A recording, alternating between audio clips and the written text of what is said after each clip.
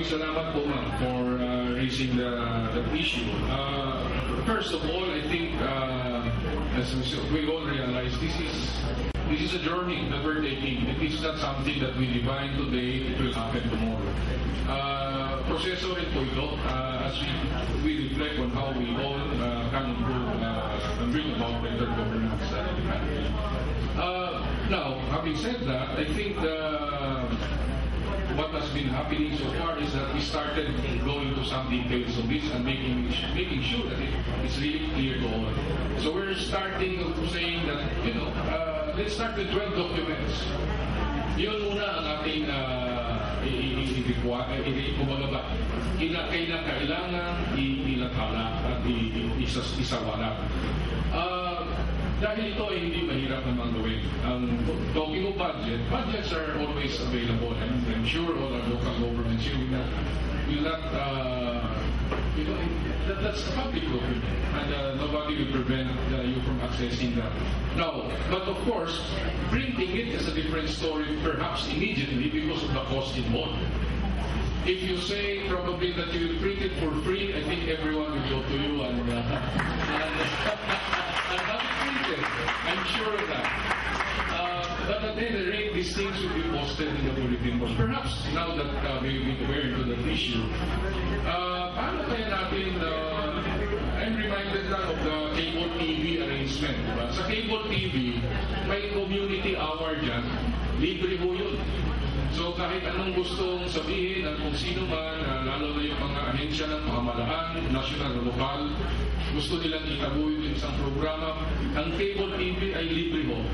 Baka maaari din kayang imungkahi sa mga samahan ng media, print lalo, baka naman may isa o dalawang pahina na maaaring ibigay sa mga local government na libre din yung space.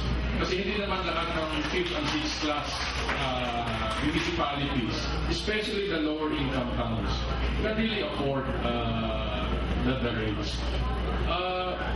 The other one is we are, of course, we realize that not all national agencies have put this on disclosed the way it will be disclosed. No?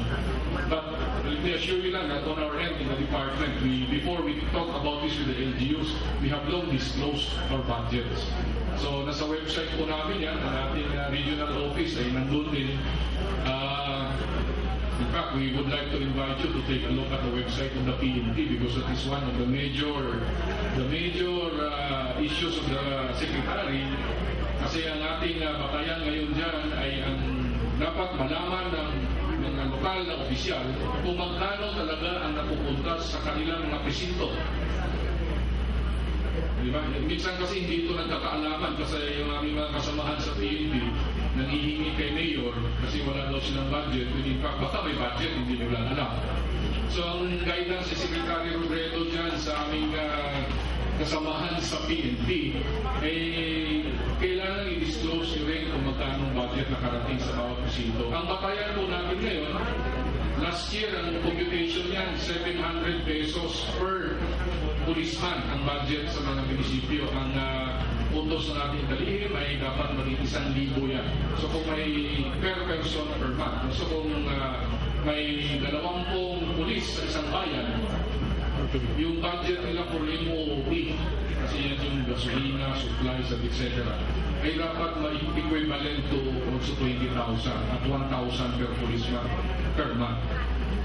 Kung hindi mo yun nangyayari, ay kailangan nating pagbigay alam, lalo na sa ating kalihim, at yan ay gagawa din ng paraan na ma-implement. At malaman kung anong dahilan siguro na bakit hindi na i-implement. But that much the Secretary has committed to all local officials during the TAPATAN. And if he is informed of such a situation, then he will take the proper action so that it will be really on the ground. Then we will, of course, budgets of national government, if you can find it in the website of the National Government Agency itself, I would suggest you go to the website of DBM. It's there. Nandun mo yun. Kung ano yung nakapublish sa isang makapal na dokumento na tinatawag natin General Appropriations Act, nandun din yun sa website ng DBM. And as far as I know, I think IRA is also there. bawat lira ng lahat ng local governments na sa website din yan ng DBM. Pati na yata barangay, kung hindi ako makamay. So you have a way of checking. Of course, it's another story, finding out saan napunta yung pera. That's why we're requesting our local governments to also disclose how they spend the money through this full disclosure policy. But we'll ask you, request you to continue to monitor and even in fact help analyze the disclosed information. But at the end of the day, it's a process that we will have to get this out. And I think all our local governments are based on the initial reactions. I think they're saying there's no problem.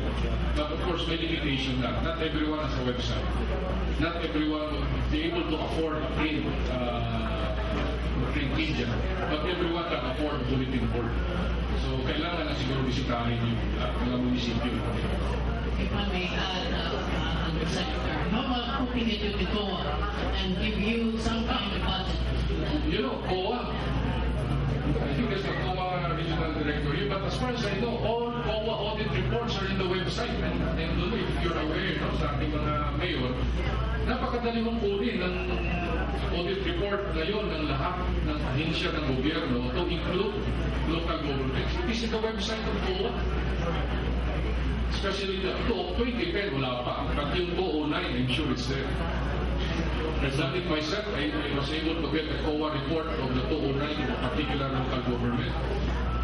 Madali makuha.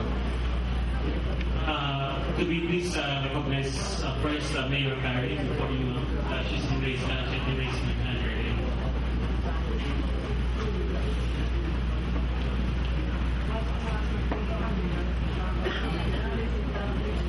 Good morning to each and every one of us, most especially our guests, and to the governors.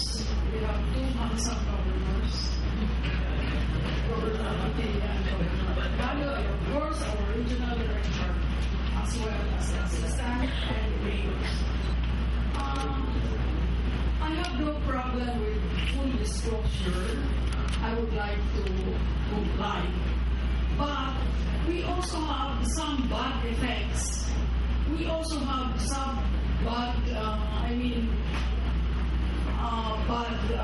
cases. Like for example, in my city, we have a bye-bye medical diagnostic center. It's a very good program. It serves not only people of Bye-bye, but the people of the district as well. And lately, we received a complaint from the senior citizens that there is a new law that they are given free medical diagnostic in our diagnostic center. And in as much as that is only financed by the local government, we cannot afford to comply this law. We cannot afford to give you free medical diagnostic. And we are not only going to serve the senior citizens of Bye-bye, but all senior citizens that will go there and ask for any medical laboratory. So I don't know how to go about this problem, and maybe we came up with my co-officials that we can privatize this center. Otherwise, we cannot run it fully with what we are doing now. It is a problem of the local government, and we have several problems because there are new laws that would say,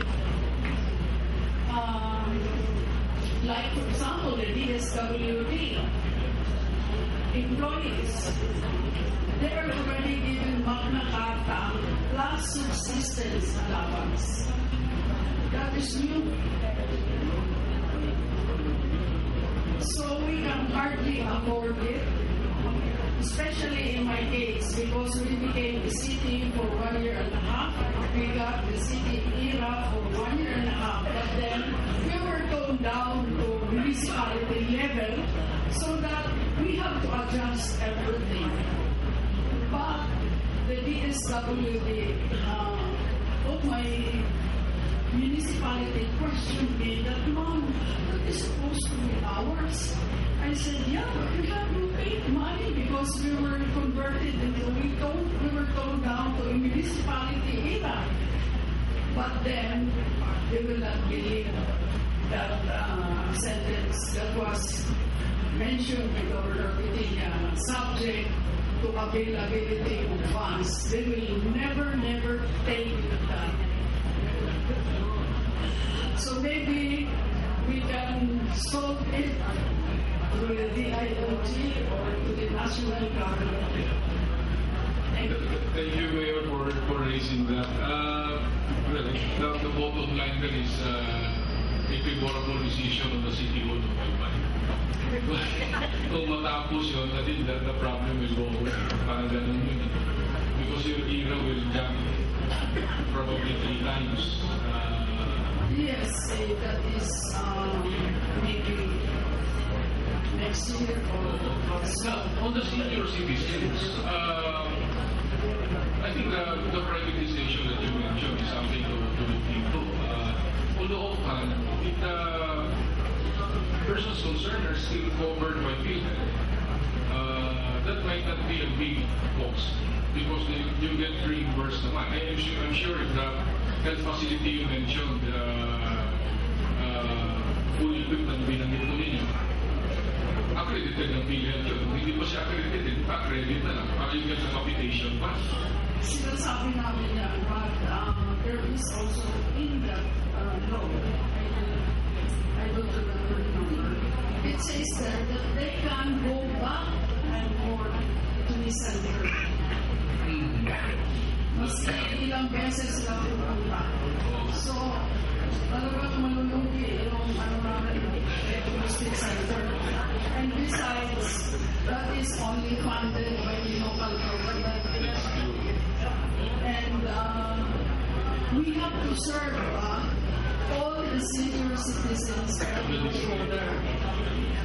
Because at first, I asked the council to pass a resolution that we can give free service to the senior citizens of Leyte only.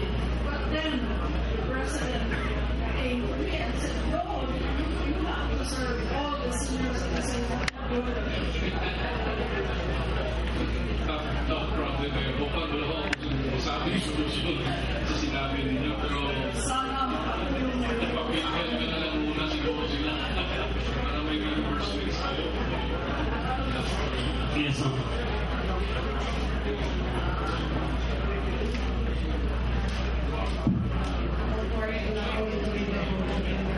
Anyway, I'm Leyte in Manila. I published on Sterling Science Mail newspaper. I requested Miles to hand you a copy so that you know.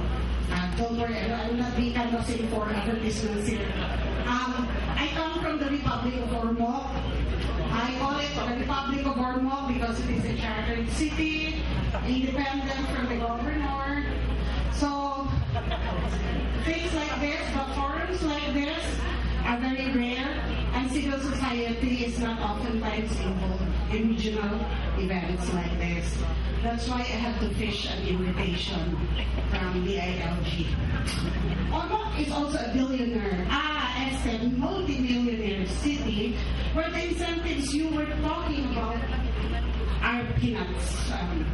Maybe that is why our COA reports for many years has many adverse findings, but only 3 or 4 are complied the next year, and so forth. May I also add that being a sugar city, Ormoc, the gap between the rich and the poor is so wide, meaning it has very little middle class, which is the how would you call it? The class that is supposed to fight for the rights of people. So I will be wearing many hats today. One as media, second as chamber director and a businesswoman, and third a concerned citizen. As media, my experience shows that lack of transparency is not oftentimes my problem, unlike Manaroli. If media knows how to ask the questions or to ask the questions and maintain its integrity, coming up with the pertinent documents is not hard. You don't even have to ask for it. They just come as feeds from concerned citizens, most likely people working in a particular government agency who cannot stomach what they say. Interpreting the data and effectively reporting it is the problem. The second biggest problem, actually, now I am the concerned citizen. The second biggest problem is how to get our officials to listen to the problems of governance happening in our locality without being confrontational. With your full disclosure policy, how do we go about seeking solution without bringing our officials to the ombudsman? Diba? How do we go about airing our complaints without creating enemies? Without journalists being killed? Hopefully wala tayong namatay dito sa Omok. I hope I won't be the first one. Anyway, you mentioned COA. What is COA's role? I mean, for several years, 3-5 years, after findings after one after the other, what has COA done? It has found out something wrong, but what concrete things has it done? Okay, so if it is a big loss to government, and then after 9 years, the people are not already there, who foots the bill? Ako? Juan de la Cruz? So, these are questions that I have in mind. With your full disclosure policy, it's not really a problem anymore now because we have field reps, we have, in fairness to the city administration, they have a website where they post the invitations to bid. But then, what do you do if you were me? Aside from reporting in the newspaper, what do you do if you see a bid for, let's say, a Nissan Patrol, and then you see all the specs, and then this is just a case in point, and then the cost is 1.27 something, and then you compare it to the price list that you can get easily from the website from direct suppliers like Toyota. Nissan, of course. You get it from their website, and then you see that the price of the same specs is 1.1. So that's a 170,000 difference. So what do you do? Of course, sometimes we report it, sometimes they na lang. Because again, we create enemies.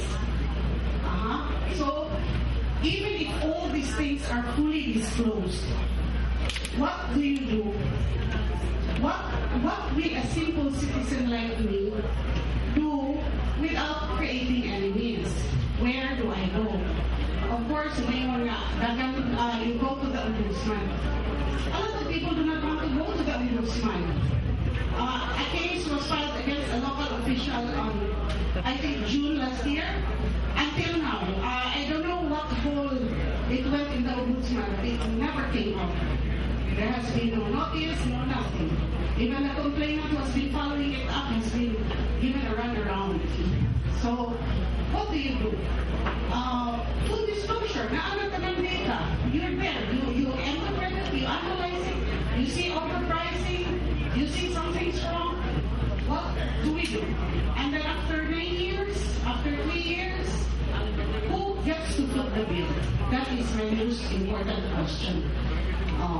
That is, I think, what you should be addressing. There's no problem. Full disclosure, the local government units can easily post their bids in the website. Field jobs is there. There's another problem with field jobs. I see bids posted. Let's say there's one bid that was posted on July 6th, and it's going to expire on July 13. The deadline is July 13. And it was posted July 7. So that's a 1-day difference. So for people who do not always go into the website to watch out for this, the expired bids cannot be seen anymore. More importantly, for people who wants to do business, sometimes they find out that the bids are posted tapos na. tapos na yung bidding. Just for compliance. And I think this has escaped PhilJep's attention. That's basically the essence of my question. Where does media, not necessarily media, because I can write about it, where does a concerned citizen go to air his or her concerns about how money is being used in government without being confrontational about it, without creating enemies, without bringing a case before the